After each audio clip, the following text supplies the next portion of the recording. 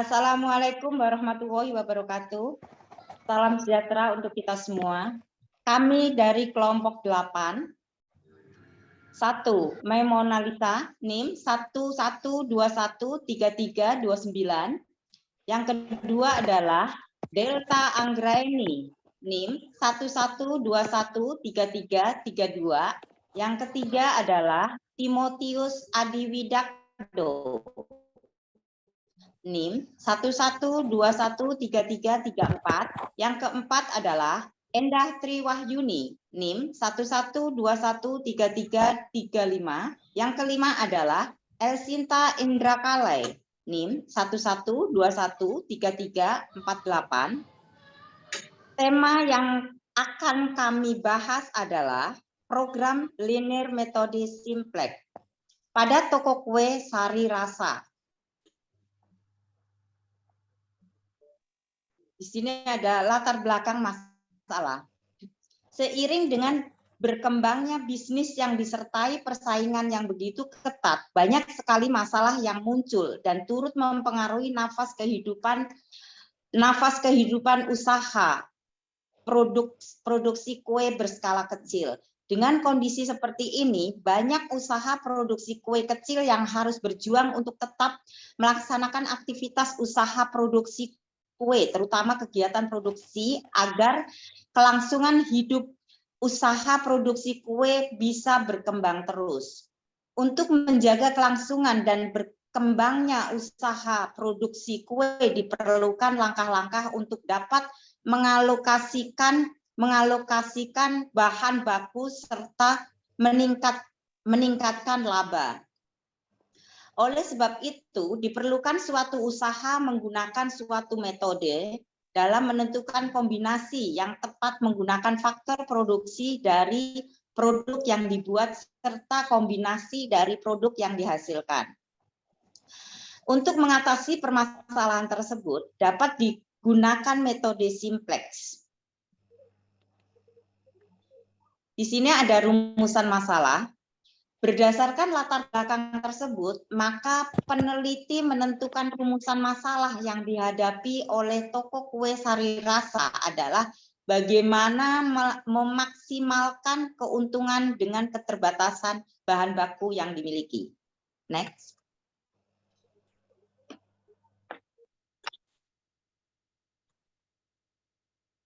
Presentasi akan dilanjutkan oleh Elsinta. Silakan. Di sini ada landasan teori. Linear programming merupakan metode riset operasional yang paling ampuh dan banyak digunakan secara luas dalam pembuatan keputusan pada bidang bisnis. Walaupun pada awal tahun 1803, matematikawan Prancis Jean-Baptiste Fourier sempat menyaksikan kemampuan atau potensi dari linear programming. Tetapi George Detzky tetap mengembangkan programasi linear pada tahun 1947. Ketertarikan pada penerapan programasi linear ini sebenarnya dipelopori oleh matematikawan Rusia yaitu L.V. Kontrafich pada sekitar tahun 1939. Namun awal perkembangan metode ini sendiri baru mulai selama Perang Dunia Kedua, ketika Angkatan Udara Amerika Serikat mulai mengenal potensi programasi linear sebagai alat untuk memecahkan suatu masalah. Dan di sini ada metode simplex.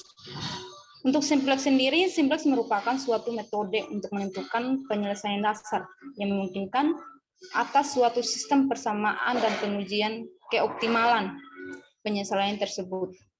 Karena paling sedikit n kurang m variabel sama dengan 0 dalam setiap langkah dari prosedur tersebut, dan penyelesaian diperoleh dengan menyelesaikan m persamaan untuk m variabel sisanya. Variabel-variabel yang disamakan dengan 0 pada langkah tertentu disebut tidak dalam basis atau tidak dalam penyelesaian. Variabel-variabel yang tidak ditetapkan sama dengan 0 disebut dalam basis dalam penyelesaian, atau lebih sederhana variabel-variabel dasar. Dan selanjutnya ada beberapa istilah yang digunakan dalam metode simplex, itu ada 11. Yang pertama ada iterasi, kedua ada variabel non-basis, ketiga ada variabel basis, keempat ada solusi atau nilai kanan, yaitu NK, kelima ada variabel slack, keenam ada variabel surplus, ketujuh ada variabel buatan, kedelapan ada kolom pivot atau kolom kerja, kesembilan ada elemen pivot atau elemen kerja, ke-10 ada variabel masuk, dan yang terakhir adalah variabel keluar. Selanjutnya akan dilanjutkan oleh Kak Delta. Baik, terima kasih Sinta untuk waktunya. Selanjutnya saya akan menjelaskan tentang perhitungan manual. Persoalan toko kue sari rasa. Toko kue sari rasa memproduksi 2 jenis kue, yaitu kue dadar dan kue apem. Saat ini toko kue sari rasa mempunyai persediaan tepung 8 kilo dan gula pasir 2 kilo. Untuk memproduksi kue apem, bahan yang dibutuhkan adalah 5 gram gula pasir dan 50 gram tepung. Sedangkan untuk memproduksi kue dadar, dibutuhkan 10 gram gula pasir dan 20 gram tepung. Jika kue dadar dijual dengan harga 3.000 per buah dan kue apem dijual dengan harga 500 per buah, maaf, tadi maksudnya per buah, dan kue dijual dengan harga 100 per buah, maka pendapatan umum yang didapatkan toko kue sari rasa adalah sebagai berikut. Misal, kue dadar dilambangkan dengan X dan kue apem dilambangkan dengan Y. 8 kilo sama dengan 8.000 gram, 2 kilo sama dengan 2.000 gram. Fungsi tujuan 300 X ditambah 500 Y sama dengan P. Fungsi kendala 200 X ditambah 50 Y kurang dari 8.000, 10 X ditambah 5 Y kurang dari 2.000. Variabel pembantu 20 X ditambah 50 Y ditambah R sama dengan 8.000, 10 X ditambah 5 Y ditambah S sama dengan 2.000, P dikurang 300 X dikurang 500 Y sama dengan 0. Setelah tadi sudah kita hitung, selanjutnya kita tuangkan ke tabel seperti berikut. Next. Penentuan variabel kunci. Kolom Y memiliki nilai negatif terbesar, maka kolom Y merupakan kolom kunci. Baris R merupakan baris kunci karena memiliki total yang paling kecil. Angka kunci terletak pada angka 50 karena merupakan perpotongan antara kolom kunci dan baris kunci. Selanjutnya, tentukan nilai pada baris baru Y dengan cara angka pada baris R dibagi dengan angka kunci, yaitu 50. 50 dibagi 50 sama dengan 0, 20 dibagi 50 sama dengan 2/5. Dan seterusnya sehingga kolom NK. Tentukan nilai pada baris baru P dengan cara baris P lama, angka kolom kunci kali baris baru Y.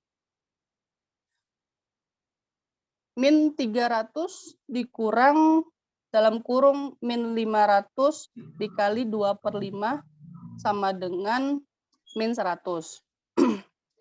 Min 500 dikurang dalam kurung min 500 dikali 1 sama dengan 0. 0 dikurang dalam kurung min 500 dikali 1 dibagi 50 sama dengan 10. 0 dikurang dalam kurung min 5 dikali 0 sama dengan 0. 0 dikurang dalam kurung min 500 dikali 160 sama dengan 80.000.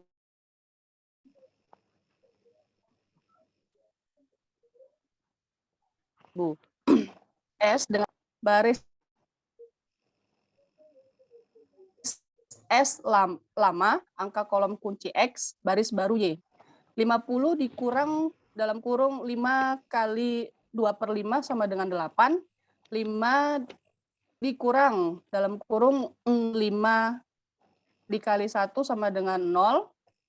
0 dikurang 5 dikali 1 dibagi 50 sama dengan min 1/10.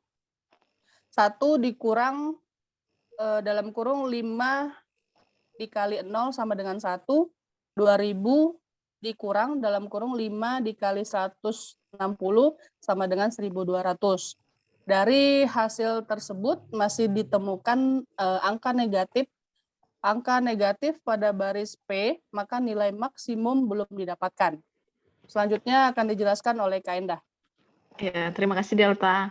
Nah, setelah tahapan tadi, karena masih ditemukan nilai negatif, makanya kita harus kembali menghitung lagi dan mencari kolom kunci, angka kunci, dan baris kunci.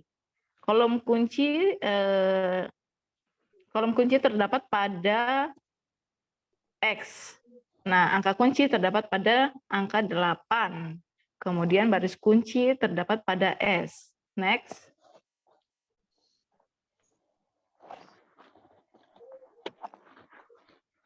Tentukan nilai pada baris X dengan cara angka pada baris S dibagi dengan angka kunci yaitu 8. Caranya sama seperti yang perhitungan tadi. Karena yang sebelumnya itu masih ditemukan angka negatif, makanya kita dari angka kunci yang tadi kita temukan, kita melakukan perhitungan lagi. Contohnya seperti ini, 0 dibagi 8 sama dengan 0, 8 dibagi 8 sama dengan 1, dan seterusnya, hingga kolom NK. Kemudian tentukan nilai pada baris baru P dengan cara baris P lama dikurang angka kolom kunci dikali baris baru X. Minus 100 dikurang minus 100 dikali 1 sama dengan 0. 0 dikurang minus 100 dikali 0 sama dengan 0. 0 dikurang minus 100 dikali 4/5 sama dengan 90. 0 dikurang minus 100 kali 1/8 sama dengan 12,5. 80.000 dikurang minus 100 dikali 150 sama dengan 95.000. Dari kolom ini, kita lanjut lagi, tentukan nilai pada baris baru Y dengan cara baris Y lama dikurang angka kolom kunci kali baris baru X. Jadi caranya 2/5 dikurang 2/5 dikali 1 sama dengan 0. 1 dikurang 2/5 dikali 0 sama dengan 0. 1/50 dikurang 2/5 kali 4/5 sama dengan minus 15 kali minus 15/50. 0 dikurang 2/5 dikali 1/8 sama dengan minus 2/4. 2/40. 160 dikurang 2/5 dikali 150 sama dengan 100. Dari hasil perhitungan tersebut sudah terlihat pada baris P sudah tidak ada angka negatif. Artinya sudah mencapai nilai maksimal. Jadi pada saat mencapai nilai maksimal itu tandanya itu sudah tidak ada angka negatif pada baris P. Selanjutnya akan diteruskan dengan rekan saya, Timothy. Terima kasih, Endah. Setelah pembahasan dengan manual, berikutnya kita akan menggunakan dengan aplikasi Lindo. Langkah pertama, membuka aplikasi Lindo. Kemudian ketik perintah sebagai berikut. Max 300X ditambah 500Y, subject to 20X tambah 50Y, kurang lebih sama dengan 8.000. 10X tambah 5Y kurang lebih sama dengan 2.000. Lalu klik N. Kemudian klik menu solve. Lalu ini adalah berikut hasil perhitungan dengan menggunakan aplikasi Lindo. Dengan hasil untuk mencapai pendapatan maksimum, yaitu 95.000, maka pembuat toko kue Sari Rasa harus memproduksi kue dadar sebanyak 150 buah dan kue apem sebanyak 100 buah. Kesimpulan berdasarkan perhitungan dengan menggunakan linear programming metode simplex dan dengan bantuan software Lindo, dapat disimpulkan bahwa hasil perhitungan keuntungan optimum di toko kue rasa adalah yang pertama, hasil perhitungan optimasi keuntungan di toko kue sari rasa menunjukkan bahwa produksi yang dilakukan optimal apabila ingin memproduksi kue apem dan kue dadar dengan optimal sebaiknya memproduksi kue apem dengan jumlah 100 buah dan 150 buah kue dadar. Yang kedua, pendapatan maksimum yang diperoleh oleh toko kue sari rasa dengan memproduksi 100 buah kue apem dan 150 buah kue dadar adalah dengan Rp95.000. Saran, berdasarkan kesimpulan di atas, maka tim kelompok kami mengupayakan saran sebagai berikut. Yang pertama, produksi kue di toko kue sari rasa lebih variatif lagi, sehingga kemungkinan untuk mendapatkan hasil optimal semakin banyak. Sebaiknya mengukur hasil dengan hasil optimasi keuntungan dalam produksi menggunakan linear programming metode simplex. Yang kedua, sebelum memproduksi kembali, sebaiknya mengukur bahan baku yang diperlukan. Demikian presentasi dari kelompok kami, semoga bermanfaat. Terima kasih.